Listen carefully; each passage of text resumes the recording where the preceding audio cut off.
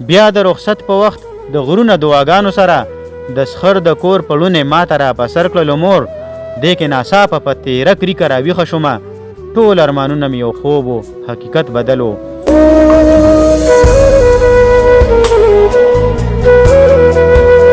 زیاتې د یو تورسري سره چې هغه دې په سوره کې لاړه شي کې هغې جینۍ به یوه لویه قرباني ورکوله د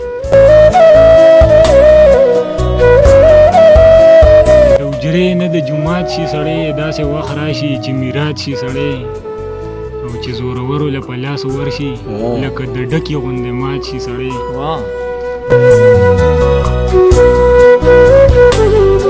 د ټول جهان په سترګو پروا نه ساتمه پیره د ټول جهان په سترګو پروا نه ساتمه پیره په سترګو پسې صرف د اشنا لیونی کېږه همیشه دې په نظم مې دغه ویلي چې دا بابا یې نظم ورته وایم د مینې نه ځکه په ما ډېر زیات ګران دی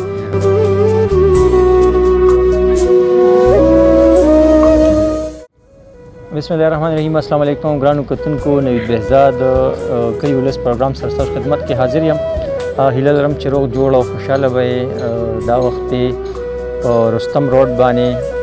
خیرآباد کلی دی او فیضان فارم هاوس دی مازدیګرې دی زما سره زموږ ډېر محترم او ډېر تکړه شاعر ښاغلي وزیر محمد وزیر صاحب ناست دی څنګه یې تاسو ډېره مهرباني جي ټیک ټاک شکر ښه جي څه به وروئ نن موږ ته یو نظم مې لیکلی دی جي د خوب په عنوان باندې جی د دې نظم عنوان دی خوب هغه تاسو ته ورومه صحیح له قید و بند ناخبر یوه ازاده مرغۍ له قید و بند ناخبر یوه ازاده مرغۍ د خپل ارمان تکمیل ته ناسته ومه سترګې په لار یا بېګناه یوه نازکه او معصومه هوسۍ د شرمخانو د ځنګل د خوښې ړوند قانون کې لور د هوا یم زوروي مې د ادم بچوړي ربه له نورو مخلوقاتو مې ګیله نشته دی زما په سر د کور د شرم او حیا لوپټه وروڼه مې واړه د انا او د پښتو لیوني د چا په خیال کې زه د خپې پیزار ګڼلی شمه څوک مې د خپل حق د غوښتلو لوی پیغور راکوي مازغه ګنګس وجود بېدم نظر مې کیري بیري ستړې ستومانه په دې حال مې سترګې ورغللې چې مې کوم کور کې د خوبونو شهزاده لیدلو وینم چې هم هغه کاله کور مې غوښتنه کوي دعا د خیر مبارکۍ وشولې خوله خوږه شوه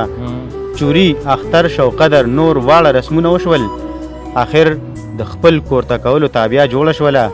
واده چې څومره نږدې کېږي خوشحالېږم زه په دې غرض چې زه د سیالو سره سیاله یمه مور مې په ټوکي تار او داج له حده تېره شوله جامې جوړې لوښي لرګي کالي پتري یې وکړل چې مې لورکۍ ته د چا خوله پیغور ته جوړه نه شي په دغه خیال چې د بل کور شي بیا راتلل ګران شي مامي ماسي چاچي پپو راته د شپو وویل همزولو جونو به په ټوکو وشتو تنګه کړمه زړه کې خوشحاله په ظاهر به مې غوسه کوله ورځ د اوربل شوه مشرانې په زیړي مازدیګر اوربل د پاره سر کولو له راجمع شولې د دود دستور رسم و رواج په مطابق یې راله خي او ګس اړخ ته اووه کونسۍ وکړلې په هر یو ول یې زما ژوند له خوشحالۍ غښتلې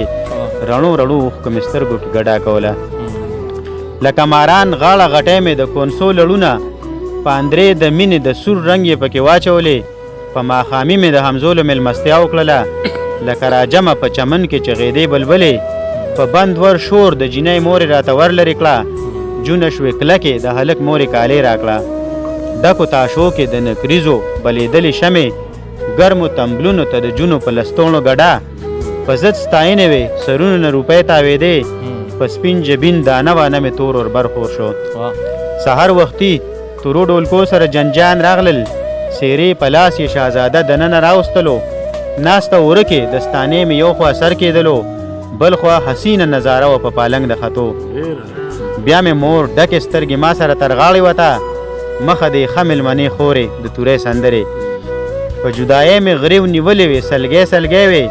لکه د خویندو مې خفه وې د چندرو ملګرې سرې لړونه پاس پرې سره بنارسۍ خوره وه په خپلو لاسو خپل ماما ډولۍ کې کېنولم د اوښ په پښو رنګ رنګ زونډي د ګونګروګانو شڼه ورپسې جنج د ډول سورنا سره پیاده روان و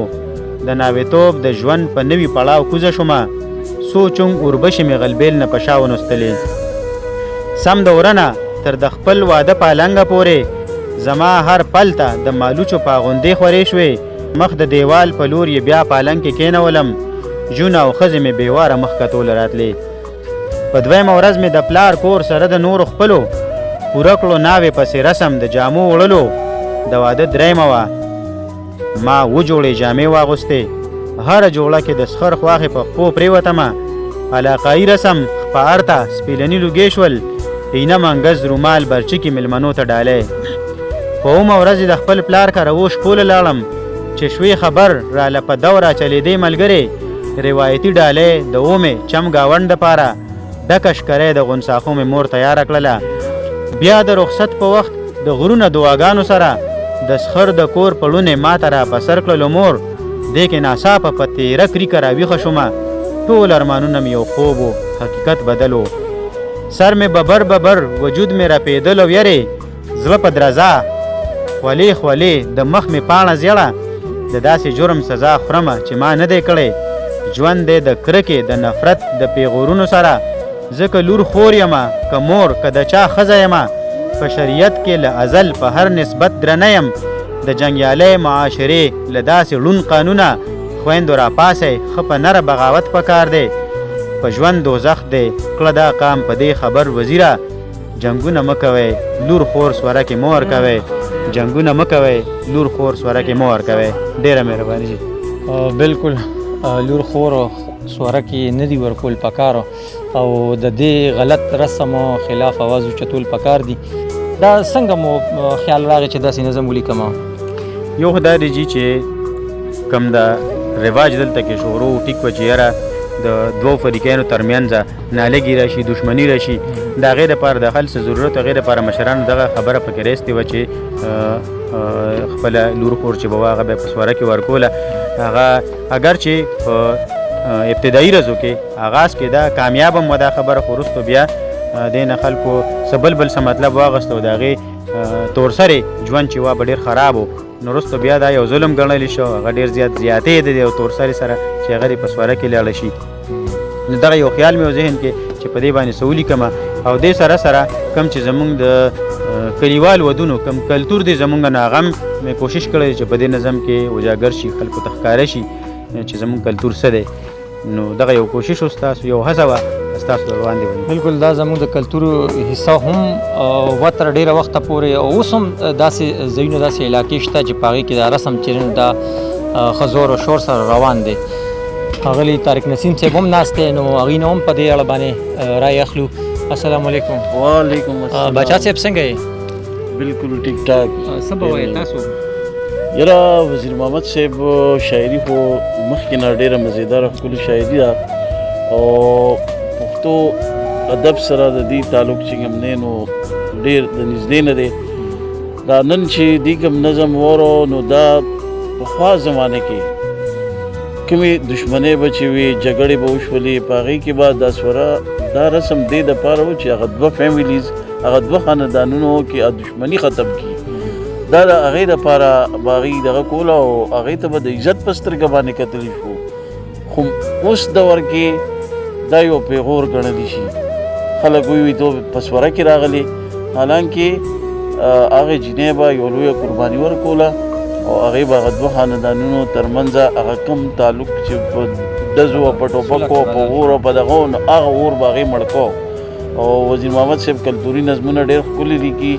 او په دې کې د معاشرې هغه ټول ډېر ښکلې منظرکشي کړې ده نو ډېر ښکلې نظم دی ستاینې وړ دی موږ یې ستاینه کوو بریالي هم را سره ناست دی بریالي خو ډېره موده پس او زموږ پروګرام کې په لومړي ځل باندې راغلی دی نو بریالي به څه وایي یاره بس غزلې مې ډېرې زیاتې دغه کړي دي څه مصروفیاتو د لاسه خو څه به ووایو یو څو ټکي به ووایو چې د حجرې نه د جومات شي سړی چې د حجرې نه د جومات شي سړی داسې وخت راشي چې میراث شي سړی او چې زورورو له په لاس ورشي لکه د ډکې غوندې مات شي سړی او غزل یو څو شعرونه چې خود به مې کېږي پې ګمان د کاڼو خود به مې کېږي پې ګمان د کاڼو زړونه وجود کې شول په شان د کاڼو ډېر خود به مې کېږي پې ګمان د کاڼو زړونه وجود کې شول په شان د کاڼو زه د نفرت خبرې څنګه یوسم زه د نفرت خبرې څنګه یوسم د چوتو نه لرم توان د کاڼو او د کچلوخ وخت پخوا تللی د کچلوخ وخت پخوا تللی اوس شروع شوی د سامان د کاڼو او ای بریالیه اډو رحم نشته ای بریالیه اډو رحم نشته الله شروع نه کی باران د کاڼو او د چوتو نه لرم توان د کاڼو زړونه وجود کې شول په شان د کاڼو ډېر ښه دا و سجاد بریالي اوس را سره د سید حسین باغچوال او دی هم شعر و شاعري کوي او ډېر کم لیکل کوي اول خو د وزیر محمد صاحب چې کم نظم وره د هغې په اړه باندې څه وایې او بیا راته خپل څه ووایې بسم الله الرحمن الرحیم لومبې خو ټول نه مخکې ستاسو مننه کوو چې دومره ښه کار بلکې د پښتو د ژبې دپاره دغه منډې بغیر سو لالچ نه یا بغیر څه دغه نه تاسو د منډې وخت په دغه ستاسو ډېره زیاته مننه کوم چې دومره ستړې مو وکړه راللې د دغې نظم په اړه به دغه ووایم چې وزیر محمد وزیر صاحب چې کوم لیکل کړي دي یقینا کوم الفاظ راټول کړي لومبې خو دغه الفاظ راټول ډېره زیاته ګرانه خبره ده بیا چې دي دا کوم سوچ نو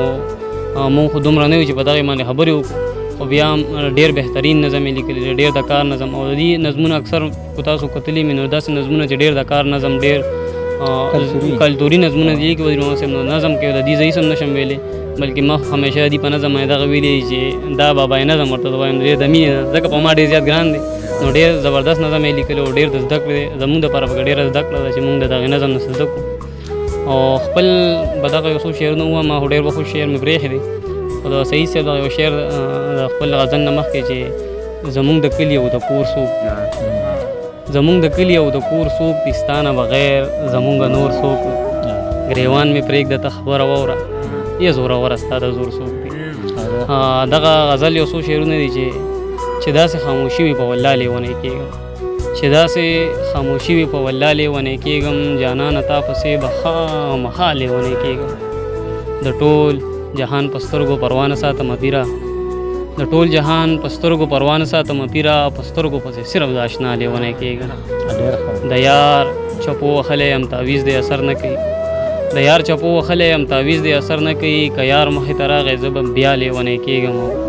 د کلي یو سړي راته څه داسې شانتې وویل صحیح ده ستا هر شعر سره رښتیا لیونی کېږم ډېره زیاته مننه نوي صاحب تاسو هم ډېره زیاته مننه کوم په بیا باندې مننه کوم چې تاسو راغلي او دغه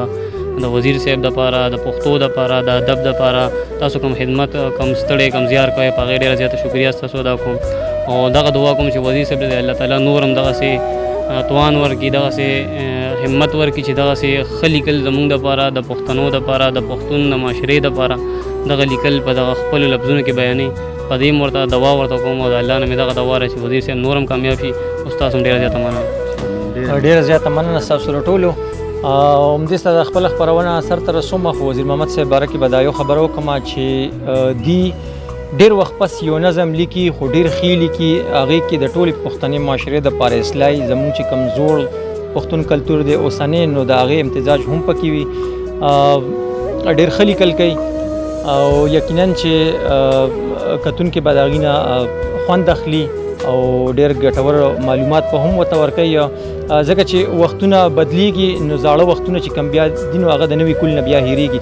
نو د دې نظمونه چې کم دي نو هغه به زوړ وختو او نوي وختو دغه دواړه امتزاج به هم لري همدې سره خپله خپرونه سر ته رسومه د خپلو ټولو ملګرو شکریه ادا کوم وزیر محمد وزیر صاحب او ښاغلي طارق نسیم صاحب او بریالي او سید حسین باغچوال ټولو شکریه ادا کوم دا زموږ نن خپرونه کلي ولس او انشاءالله د نوې خپرونې سره بیا ستاسو خدمت کې حاضرېږم د الله په امان